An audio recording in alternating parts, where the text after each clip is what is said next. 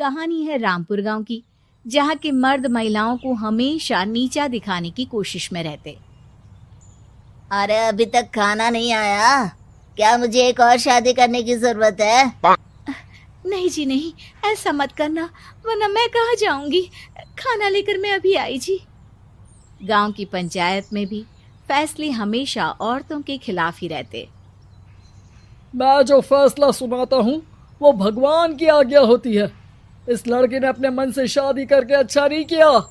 लड़के को घर भेज दो और इसकी शादी इसकी जाति की किसी लड़के से करवा दो, लेकिन ये लड़की, इसे तो गांव के बाहर निकाल दो। नहीं नहीं जमींदार साहब, ये क्या बोल रहे हैं? ऐसा नहीं हो सकता। मेरी बेटी मासूम है, इसे अच्छे बुरे की समझ नहीं है। अरे कहाँ जाएगी ये बेचारी? कहाँ जाएगी? इतनी चिंता है तो पूरे परिवार का गांव निकाला कर देते हैं। बेचारे पूरे बसे बसाए परिवार को गांव छोड़ना पड़ता है।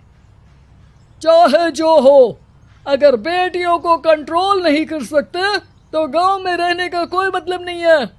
यहाँ औरतों को दब कर रहना होगा। कोई भी अपने हिसाब से कुछ नहीं कर सकता, सब ईश्वर की मर्जी से ही होगा। तभी गांव का एक आदमी दौड़ा दौड़ा आता है। सरपंच साहब, जमींदार साहब, वो कालिया है ना, उसकी बेटी पढ़ने के लिए शहर जा रही है। अच्छा, ये कब हो गया?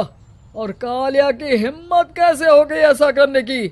लेकर आओ उसे और उसकी बेटी को। बस फिर क्या था, हाजिर हो जाते हैं कालिया और उसकी बेटी सरपंच के सामने।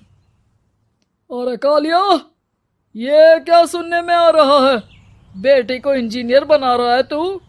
और ये बता, गांव में तो स्कूल नहीं है, फिर कहां से इतनी क्लास पास कर गई तेरी बेटी? राधा, जो कि कालिया की बेटी है, उसे लगता है कि सरपंच उसकी तारीफ कर रहे हैं। सरपंच जी, मैंने ऑनलाइन पढ़ाई की है, डिस्टेंस लर्निंग से। सभी में मैंने अच्छे नंबर पाए हैं, जिसे देखते हुए शहर की इंजीनियरिंग कॉलेज में मुझे स्कॉलरशिप मिली है। वाह जी वाह, क्या होती है ये? पहले तो ये बताओ, फिर आगे की बात करते हैं। पूरा गांव राधा की बात सुन रहा था और राधा बोलती जा रही थी। तो ऐसे मैं फ्री में एक अच्छी शिक्षा लेकर गांव में जो कुछ परेशानियां हैं, जैसे बिजली, पानी और इंटरनेट जैसी समस्याओं के लिए काम करूंगी। मैं गांव को शहर से जोड़ने के लिए पुल का निर्माण करवाने का प्रस्ताव रखूंगी। मुझे पूरी उम्मीद है कि जल्द ही हमारा गांव भी तरक्की की राह पर चल पड़ेगा। राधा की बात सुनकर सारे गांव वाले ताली बजाने लगते हैं। सरपंच को समझ नहीं आता कि वो क्या करे। चुप रह नादान लड़की, गांव के खिलाफ जाने के लिए तुझे गांव से बेदखल कर दिया जाएगा, वो भी पूरे परिवार के साथ। और हाँ, अगर ठीक से गांव में रहना चाहती है तो ये पढ़ाई लिखाई छोड़ दे। हम तेरे लिए गांव का कोई होनहार लड़का देखेंगे। तभी गांव का एक आदमी बोल पड़ता है। अरे नहीं नहीं सरपंच जी, राधा बिटिया जो बता रही है, अगर वैसा हो जाए तो हम लोगों को पैसा कमाने के लिए बाहर नहीं जाना पड़ेगा। हाँ जी, और ना ही कोसों दूर पानी के लिए भटकना पड़ेगा। हमारे बच्चे भी अच्छी पढ़ाई कर सकेंगे और आगे बढ़ेंगे, ना कि हमारी तरह खेती करते बैठेंगे। क्यों गांव वालों, राधा बिटिया का साथ देना चाहिए ना। सरपंच देखता है कि गांव राधा के साथ है तो वो चुप हो जाता है। वो घर आकर अपने सलाहकार से बात करता है, जो बहुत ही चालाक किस्म का इंसान होता है। अरे सरपंच साहब, आपको बहुत ही होशियारी से काम लेना पड़ेगा। एक बार गांव तरक्की कर गया, यहाँ के बालक पढ़ लिए तो कोई ना पूछेगा आपको। और फिर ये जो बेटा और बेटी है ना आपके, इनको भी आम लोगों की तरह ही जीवन जीना होगा। हाँ, लेकिन करे तो क्या करे?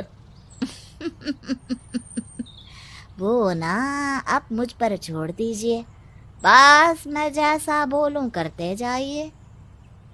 अगले रोज सुबह जब गांव वाले सोकर उठते हैं तो राधा के घर के बाहर और साथ ही वो लोग जिन्होंने राधा का सपोर्ट किया था, उनके घर के आगे लाल रंग से कल आऊंगी लिखा होता है। कल आऊंगी, यह क्या होता है? अरे यह तो खून से लिखा है, लगता है कोई भूत प्रेत या चुड़ैल का साया है। चलो सरपंच जी के पास चलते हैं। सभी सरपंच के पास जाकर उसे सारी बात बताते हैं। अरे ये तो बड़ी मुश्किल की बात है। चलो मैं एक बाबा को जानता हूँ, उन्हें बुला लेता हूँ। सरपंच बाबा को लेकर गांव के घर के बाहर जाता है।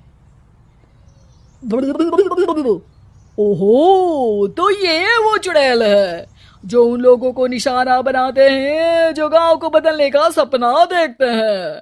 वो गांव को ऐसे ही संपन्न देखना चाहती है, वो नहीं चाहती कि कोई बाहरी यहाँ का कायाकल्प करे। क्या तुम लोगों में से किसी ने गांव को बदलने की सोच रखी है? तभी राधा की माँ रोते रोते आती है। मेरी राधा घर से गायब हो गई है। अरे कोई तो बचाओ, मेरी बच्ची कहाँ गई?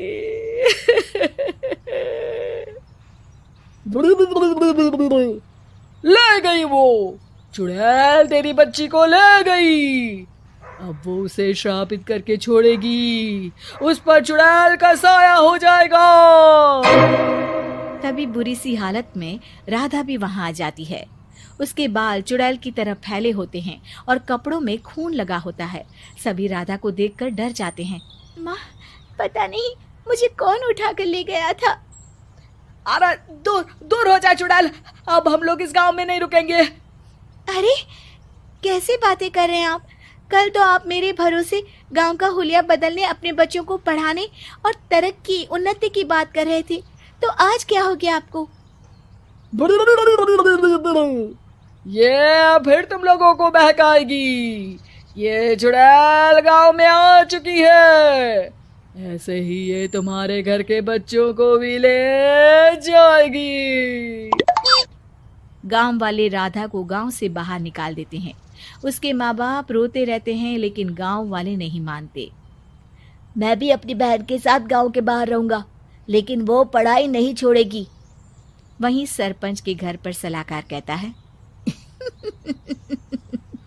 देखा, सांप भी मर गया और लाठी भी नहीं टूटी। लेकिन अगले ही दिन सरपंच के घर के बाहर भी वही शब्द लिखे होते हैं। और फिर सरपंच की बीवी कहती है, हमारी बेटी को किसी ने अगवा कर लिया है। तभी राधा का भाई वहां आ जाता है।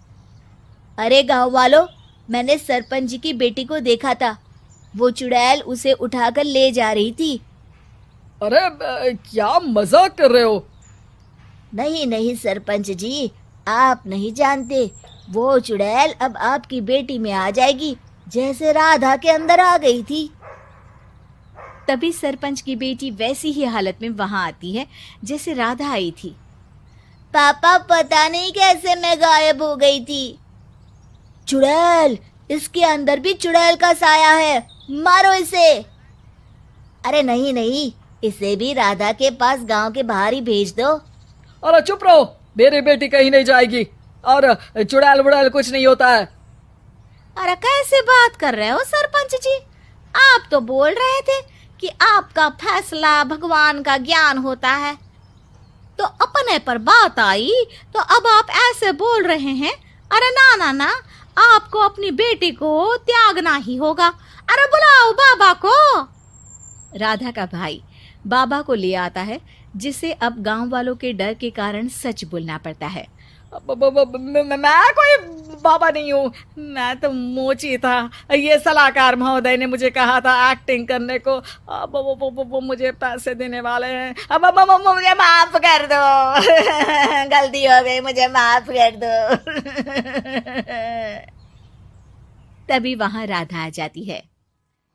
देखा सरपंच जी, जब गांव के बच्चे साक्षर होंगे तो आप जैसे लोगों की चालाकी नहीं